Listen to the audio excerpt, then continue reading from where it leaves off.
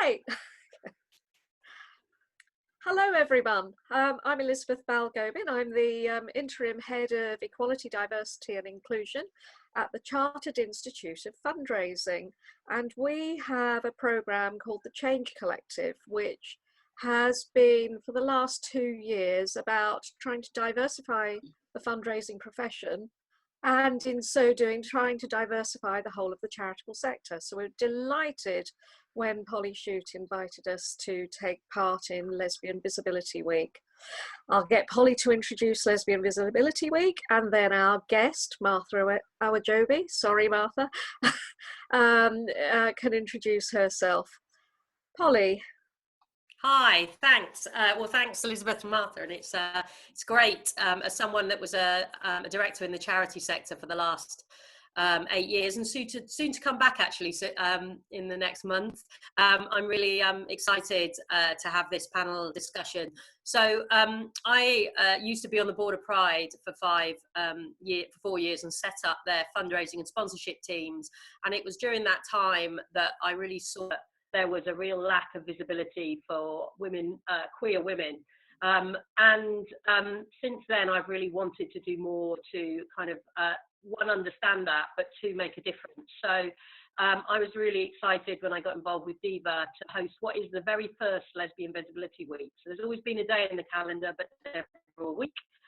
And we've simply set this up for 3 reasons, and that is to engage, support and empower all queer women, and it's really inclusive. So that means any woman that loves women, so anyone who's bi, queer, non-binary, transgender are welcome to join, and we want it to be a really inclusive and supportive week. So we've got a pretty jam-packed schedule. We've had to work like most people to adapt it to COVID times.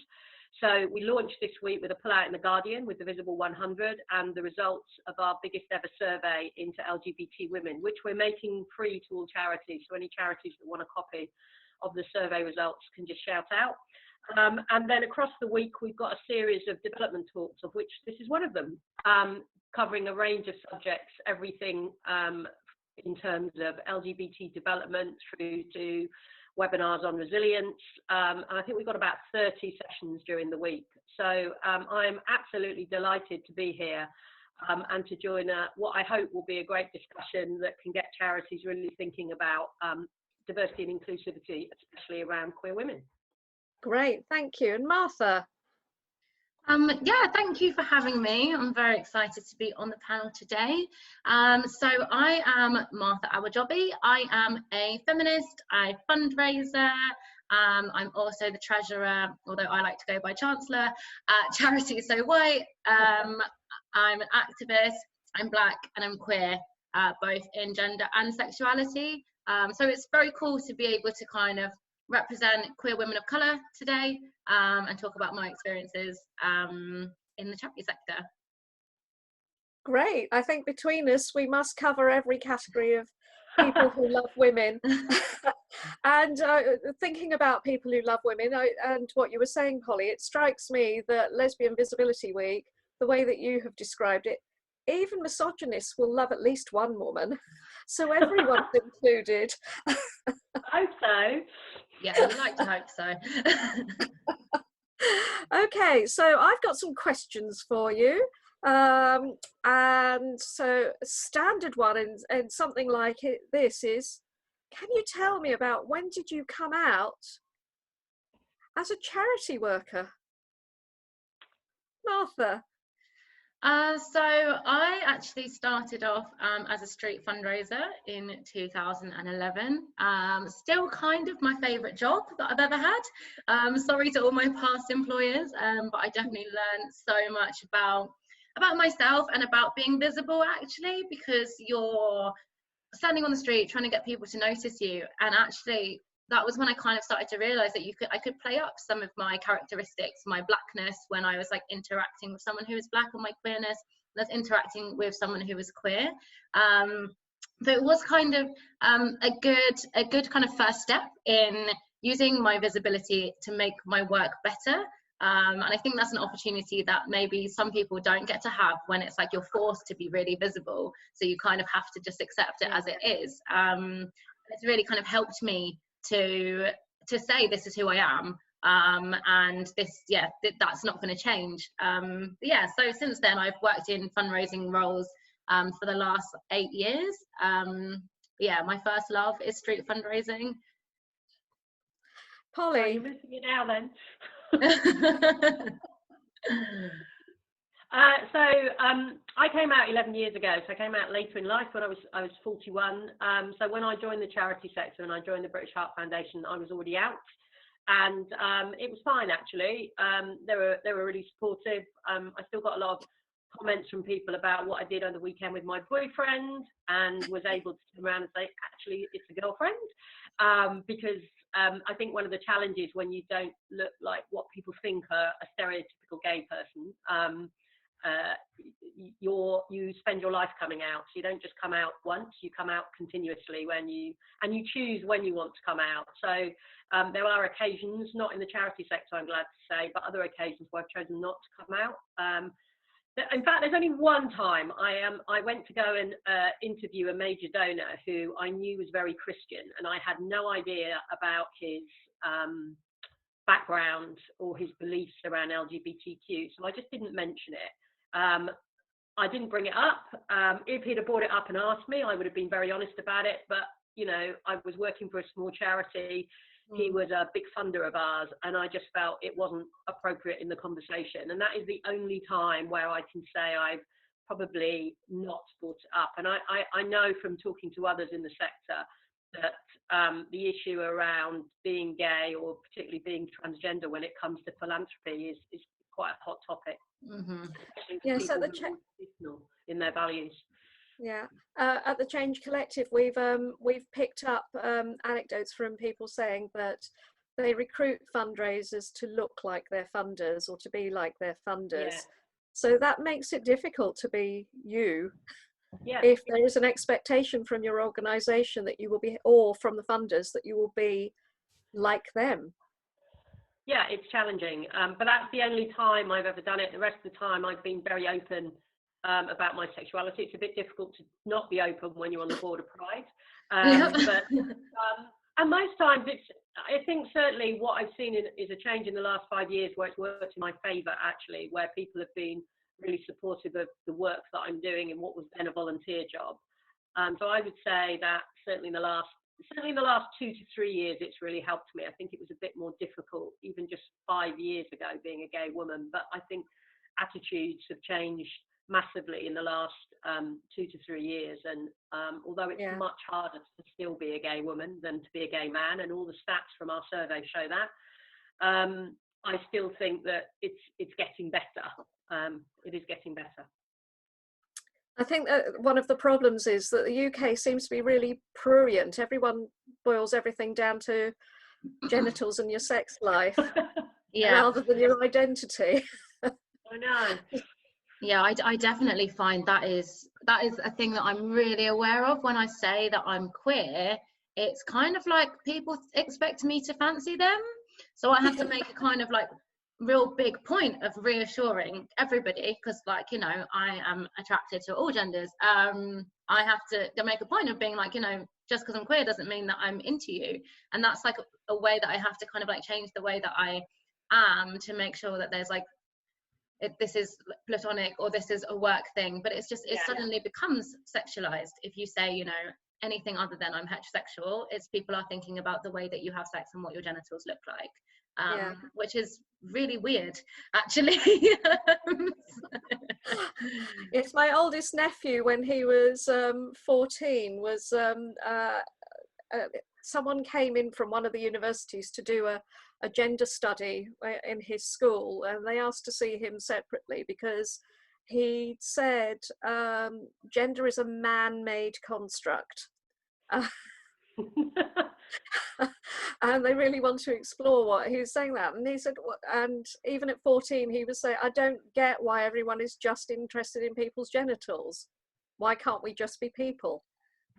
Exactly. And who would ever think we'd be having a conversation on an iOS site about genitals and sexuality? But it's like, it's the awkwardness. When I tell people, I think people don't know how to respond sometimes. And I think and I really feel for people who are transgender, because I think that's even more difficult. And you know, one of the things I would like to see is when you see some of the business organisations, they've really embraced the transgender women, particularly the transgender female community, and brought them in to work. But I don't know how many real transgender fundraisers we've got. I don't know what the stats are on that, but I don't see a lot of them. And I wonder how many charities are confident about putting them in front of major donors or in front of the public, when actually I think there's a real appetite for acceptance and equality now. But what worries me is that charities are always a bit cautious, and that they'll stop doing that, when actually it would make, you know, when the banks first started putting people forward as massive role models and put them in forward in clients, it made a difference. And I'd love to see the charity sector doing a bit more of that. Yes, and we know that people are reluctant to fill in monitoring forms and out themselves that way. So we don't have the data, but you know, we suspect that it's massively underreported. So whatever status you are. Okay, moving on then. Representation is important. We talk about people being able to be themselves, but also seeing people like us is a way of encouraging people to join a profession, or to feel safe, or to feel inspired. So who was your visible lesbian role model? You go first, Martha. Oh. Sure. Mine is Missy Elliott. I think that the way that she loves women transcends like romantic interest. The way that she promotes women and the kind of feminism that she espouses is admirable. And yeah, to have a woman of color who is a lesbian be able to kind of make amazing music and it not be about her being a lesbian. And you know, there was even, you know, people were quite shocked when it became like mainstream news, but she was just out there doing her thing and promoting other women's work, platforming other women in her songs in a way that other Black women in the industry weren't doing at that time. So I highly rate her. I think she's an amazing feminist, an amazing queer woman. And Polly? Well, I'm going to pick someone who was actually in the Visible 100 list that we put out in The Guardian this week, and that's Lisa Power. Lisa Power. I know Lisa. A lovely woman, and for those of us that don't know, in the charity sector, she was one of the female founders of Stonewall Charity 30 years ago, and she's an amazing force, and she actually did a lot of work with Terence Higgins, so she's been a dominant figure in the charity sector, and not just supporting LGBTQ women, but she was one of the women that was really out there supporting the community when they were struck down with AIDS. And I love her. I love her for lots of different reasons. One, because she's got a very wicked sense of humour, because she's out and proud, because she's always standing up for the community, and she never stops standing up for the community.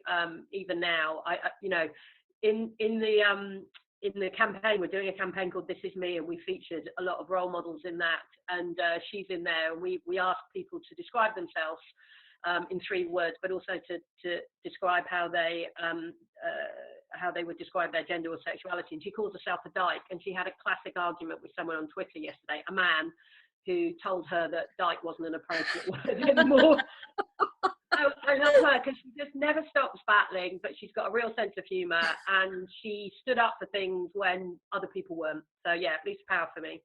Yeah, I met Lisa when I worked in HIV/AIDS, and I replaced her at the Pan London HIV/AIDS Providers Consortium when she moved on. So my role model goes back to my secondary school. I grew up in Hackney in Dalston, which for a while was the lesbian capital of the UK. And my head teacher was an out lesbian in the early 70s. So That's pretty cool.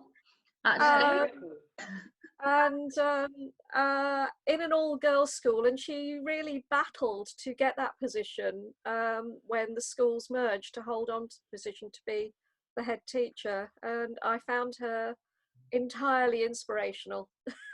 So, Fantastic. so why do you think it's important for you to be visible? I'll start with Polly first and then go to Martha.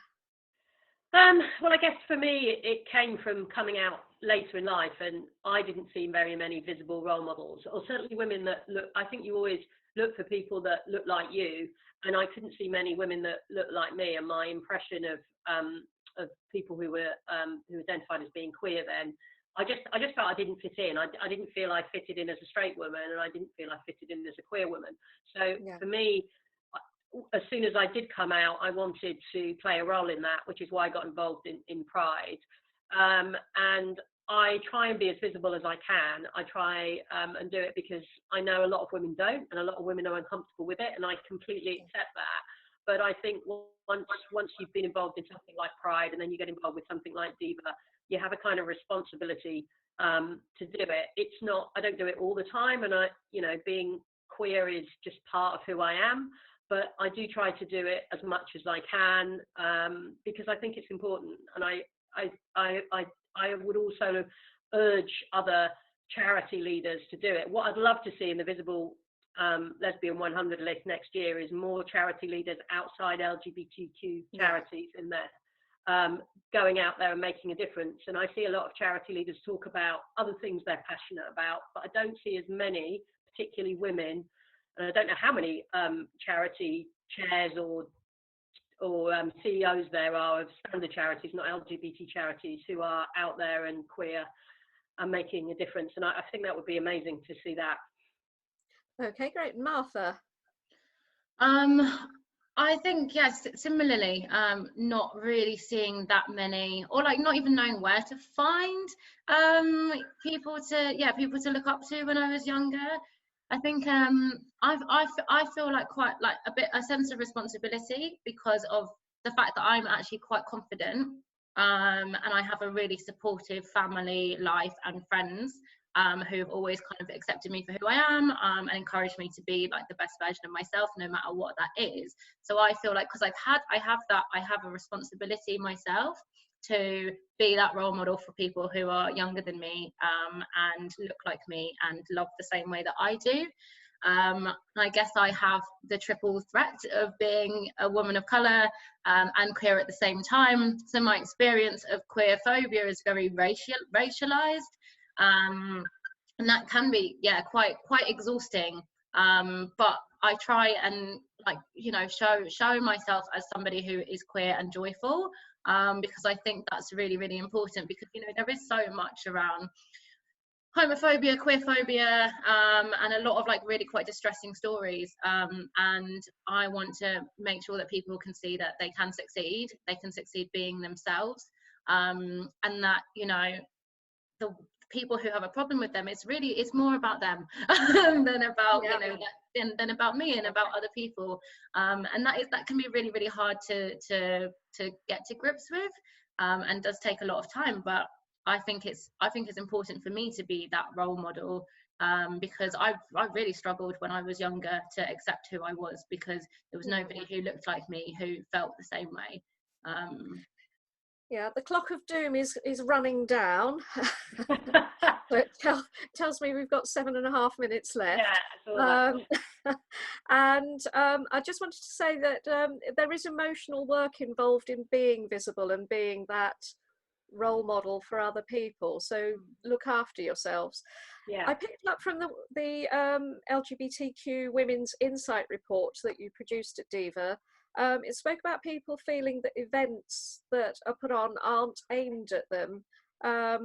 How do you think we can make fundraising and other events women and lesbian friendly?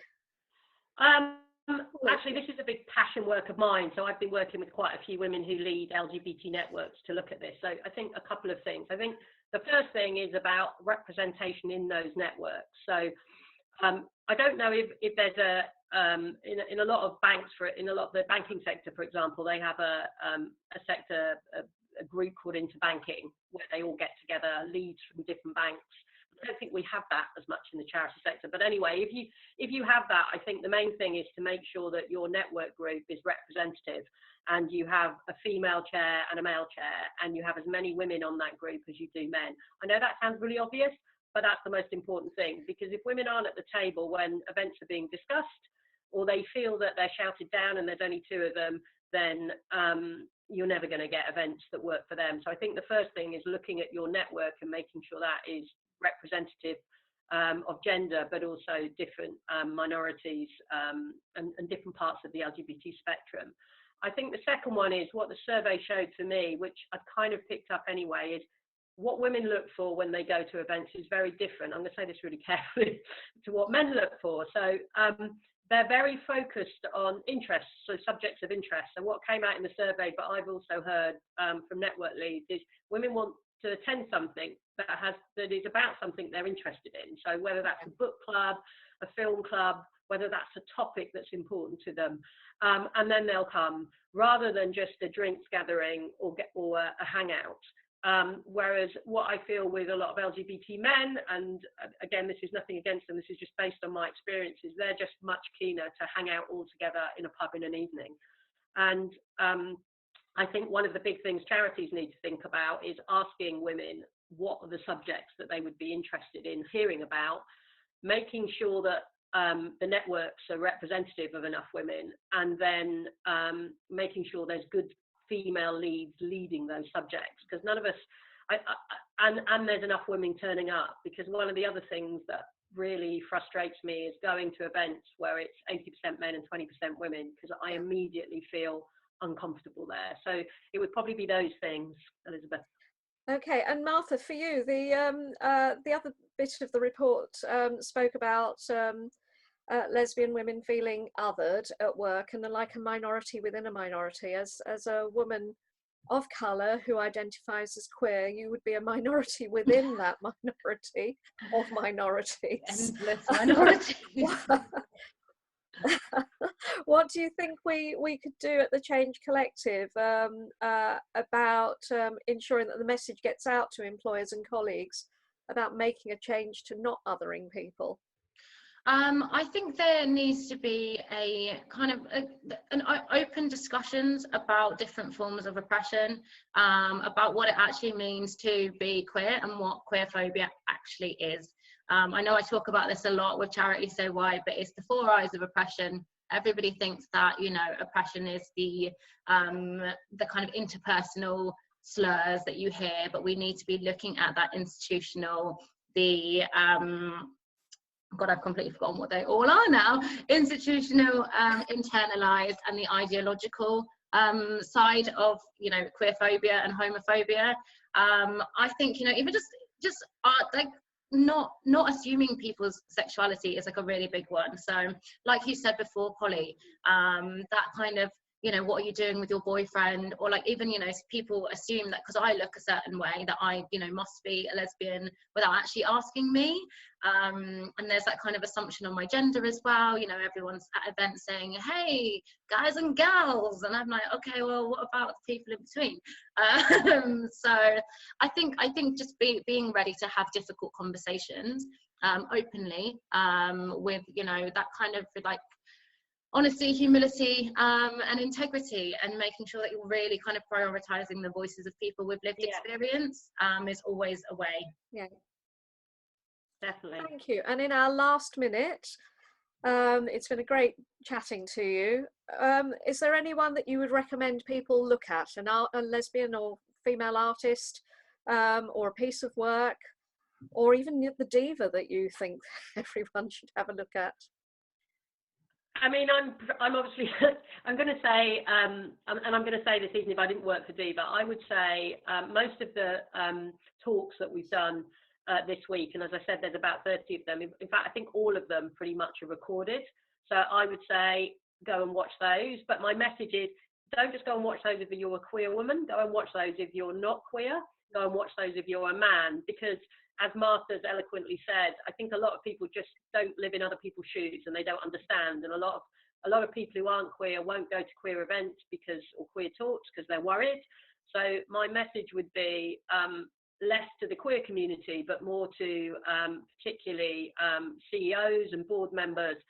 Go and have a look at conferences and talks and find out about it, and go to them sometimes and embrace feeling a bit uncomfortable at them, because that's how we feel a lot of the time. And read as much as you can. But there's some great information in the research report. There's some great conferences going on this week. And there's also great literature and support on things like Stonewall's pages. So I would say immerse yourself, learn as much as you can, and try and put yourself in someone else's shoes. Okay, thank you. And Martha, in 10 seconds, is there anyone you would recommend? I would recommend listening to one song. It's called Honey by Kehlani, Kehlani.